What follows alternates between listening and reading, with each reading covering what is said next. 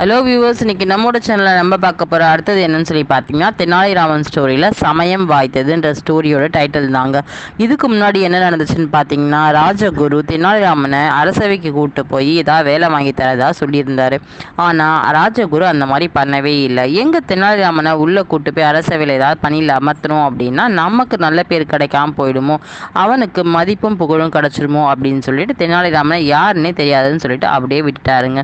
ஆனால் தெனாலிராமன் சும்மா இருப்பாரா? ஏதோ பிளான் பண்ணி எப்படியோ அரசவைக்குள்ளே அவரும் உள்ள நுழைஞ்சிட்டாருங்க. இதுதான் முன்னாடி நடந்த பார். இப்போ நெக்ஸ்ட் நம்ம என்ன பண்ண போகிறோம்னு சொல்லி பார்த்தீங்கன்னா, அடுத்தது தான் நம்ம பார்க்க போகிறாங்க.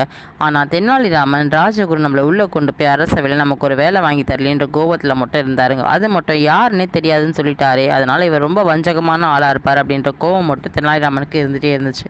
அதுக்கு எப்படியாவது ராஜகுருவை பழி வாங்கணும் அப்படின்ட்டு தெனாலிராமன் நினச்சிட்டே இருந்தாருங்க.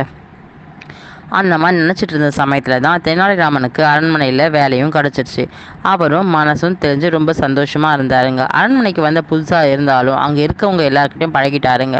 முகத்தை எப்பவுமே உம்முன்னு வச்சுக்கிட்டு எதிரில் வர யார் கூடயும் பேச மாட்டாருங்க. ஆனால் அப்படி யாராவது வந்துட்டாங்கன்னா அவங்கள நிற்க வச்சு பேசி சிரிக்க தாங்க வச்சு அனுப்புவார். அதனால் அங்கேருந்த எல்லாருமே சீக்கிரமாக தெனாலிராமன் கிட்ட நல்லாவே பழகிட்டாங்க, அறிமுகமும் ஆகிட்டாங்க. நல்ல சரக்கு எங்கே இருந்தாலும் சீக்கிரமாக விலை போகும் இல்லையா, அதே மாதிரி தாங்க தெனாலிராமனோட நகைச்சுவையும் எங்கே இருந்தாலும் நல்லாவே போயிட்டு நல்ல பெரிய மதிப்பும் சீக்கிரமாகவே பேரும் புகழும் அடைஞ்சாருங்க. ஆனால் அந்த ராஜகுருவை பார்க்கும்போதெல்லாம் கண்டிப்பாக ஏதாவது அவர் மனசில் மட்டும் ஒரு வித புகைச்சல் ஏற்பட்டுகிட்டே இருந்துச்சு. எப்படியாவது அந்த ராஜகுருவை சமயம் கிடைக்கிறப்ப கண்டிப்பாக தான் வஞ்சகத்தை தீர்த்துக்கணும் அப்படின்னு மனசுக்குள்ளே தீர்மானித்து வச்சுருந்தாருங்க. அதே அந்த ராஜகுருவை பற்றியும் எல்லா விஷயங்களும் கேட்டு தெரிஞ்சு விசாரித்து வச்சுருந்தாருங்க. ஆனால் அந்த ராஜகுருவை எதையாவது பண்ணணும்னு நினச்சிட்டு இருந்தாரு. அந்த வாய்ப்பு இவ்வளோ சீக்கிரம் வரும்னு அவர் எதிர்பார்க்கவே இல்லைங்க. அதுதான் என்ன ஆச்சுன்னு பார்க்கலாமா?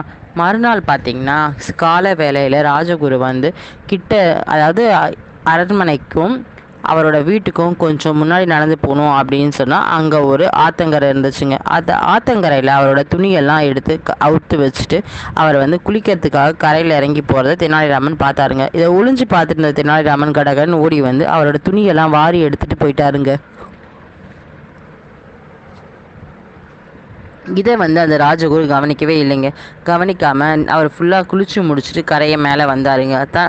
மேலே வந்தவர் துணியை காணுமே அப்படின்னு சொல்லிட்டு திகச்சு போனார். அந்த நேரத்தில் தெனாலிராமன் அவர் எதிர்க்க வந்து நின்றுட்டு அவரோட துணியெல்லாம் கையில் வச்சுட்டு நின்றது. இப்போ தான் ராஜகுருக்கு என்ன விஷயம்னே புரிஞ்சது. ஓகே, இவன் வந்து என்னோட துணியை எடுத்து வச்சுட்டு இருக்கான் அப்படின்னு சொல்லிட்டு கேட்டு பார்த்தார். என் துணியெல்லாம் கொடு அப்படின்னு சொல்லிட்டு ரொம்பவே வெக்கப்பட்டு கேட்டாருங்க. இப்போ வந்து உனக்கு என்ன தெரியுதா, என்ன தெரியவே தெரியாதுன்னு அன்றைக்கி அரண்மனையில் சொன்னியே அப்படின்னு சொல்லிட்டு தெனாலிராமன் கோவப்பட்டாருங்க. அதனால் நான் இனிமேல் உன் துணியை தரமாட்டேன்னு சொல்லி தெனாலிராமன் அவரை பயமுறுத்தினாருங்க. உன் துணியெலாம் காற்றுல அடிச்சு போயிடுச்சு, நீ இப்போ என்ன பண்ண, இடுப்பில் இந்த சிறு துணி கூட இல்லாமல் இப்படி குளிக்கிறது சரியா அப்படின்னு சொல்லி கேட்டாருங்க.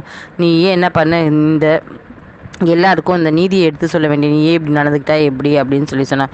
உன்னோட துணியை நான் கொடுக்க போகிறதும் கிடையாது, இந்த கோலத்துலேயே வீட்டுக்கு அப்படியே போ, வழியில் எல்லோரும் உன்னை பார்த்து சிரிக்கட்டும் அப்படின்னு சொல்லி சொன்னாருங்க. ஆனால் ராஜகுரு என்ன பண்ணாருன்னா அவன்கிட்ட தெனாலிராமன் கிட்ட வந்து ரொம்ப கெஞ்சி கேட்டாருங்க. ஆனால் தெனாலிராமன் அப்பையும் அவர்கிட்ட வந்து துணியை கொடுக்கவே இல்லை. என்ன பண்ணாருன்னா தெனாலிராமன் ஒரு பிளான் ஒன்று பண்ணாருங்க. நீ என்ன பண்ணணும்னா என்ன அவன் தோல் மேலே தூக்கிட்டு அரண்மனை வரைக்கும் அப்படியே போகணும் அப்படின்னு சொல்லியிருந்தாருங்க. ராஜகுருவும் அதுக்கு ஒத்துக்கிட்டு அவரோட துணியை வாங்கி அவர் நினச்சி அதை அலசி அவர் துணியை வந்து அவர் போட்டுக்கிட்டு தெனாலிராமனை சுமந்துக்கிட்டு அரண்மனை வரைக்கும் போயிட்டே இருந்தாருங்க. அப்படி அரண்மனை வரைக்கும் போயிட்டு இருக்கப்ப பார்த்தீங்கன்னா அரண்மனையில் நின்று இருந்த மன்னர் கிருஷ்ணதேவராயர் வந்து இதை பார்த்துட்டாருங்க. என்ன இது, நம்ம ராஜகுருக்கு இத்தனை அவமதிப்பா அப்படின்னு சொல்லிட்டு ரொம்பவே கோவப்பட்டாருங்க. உடனே அங்கே இருந்த சேவகர்களை கூப்பிட்டு என்ன சொன்னார்னா, அங்கே இருக்க ராஜகுரு தோளில் இருந்த தெனாலிராமனையும் இதை பார்த்துட்டாருங்க. அவனை நல்லா அடின்னு அடித்து கூப்பிட்டுவாங்க அப்படின்னு சொல்லி சொன்னாருங்க. இதை தெனாலிராமனும் கவனிச்சிட்டாரு. ஏதோ அரசர் மனசில் ஏதோ தோணிருக்கு, அவர் சேவகர்களை கூப்பிட்டு ஏதோ ஒரு வேலை சொல்கிறாரு அப்படின்றத ஏதோ ஒரு யூகத்தால் அவர் புரிஞ்சுக்கிட்டாருங்க. புரிஞ்சதுக்கப்புறம் என்ன பண்ணார் அப்படின்னா கடகடன்னு ராஜகுருவோட தோல்லேருந்து கீழே தொப்புன்னு கீழே குடிச்சார் தெனாலிராமன். ராஜகுருவோட பாதங்களை கெட்டியாக பிடிச்சிக்கிட்டாரு. நான் அபசாரம் செய்தேன், என்னை வந்து நீங்கள் இவ்வளோ மதிப்பான ராஜகுருவை போய் நான் என்னை தூக்கிட்டு வர சொன்னேன், அதனால் நான் உங்ககிட்ட தெரியாமல் இப்படி நடந்துக்கிட்டேன், என்னை மன்னிச்சிடுங்கன்னு சொல்லி கண்ணீர் விட்டாங்க. இதையும் ராஜகுரு நம்பிட்டு அதனால் இனிமேல் நான் என்ன பண்ண போகிறேன்னா இன்னும் கொஞ்சம் தூரம் அரண்மனை வர வரைக்கும் உங்களை நான் சுமந்து போனால் தான் என் மனசு நிம்மதியும் அடையும், என் பாவமும் கரையும் அப்படின்னு சொன்னாருங்க. டக்குன்னு வெடுக்குன்னு ராஜகுருவை தூக்கி நடந்து தெனாலிராமன் போயிட்டே இருந்தாருங்க. அந்த வார்த்தைகளையும் நம்பிட்டாருங்க ராஜகுரு. ஆனால் என்ன பண்ணாருன்னு பார்த்தீங்கன்னா, அரண்மனையிலேருந்து ஓடி வந்த 2 சேவகர்கள் எதையுமே விசாரிக்காமல் ராஜகுருவை கீழே தள்ளினாங்க. செம்ம அடிக்க ஆரம்பித்தாங்க. நான் இந்த அரண்மனையோட ராஜகுருவாயிட்டே, உங்களுக்கு தெரியலையா, என்ன போய் இந்த மாதிரி அடிக்கிறீங்களேன்னு சொல்லி கேட்டாருங்க. மன்னனோட கட்டளைப்படி தான் நாங்கள் நடக்க முடியும் அப்படின்னு சொல்லிட்டு அவரை பயங்கரமாக அடிக்க ஆரம்பிச்சிட்டாங்க. தெனாலிராமனுக்கும் உள்ள பயங்கரமான சிரிப்புங்க. ஆனால் வாய் விட்டு தான் சிரிக்க முடியல.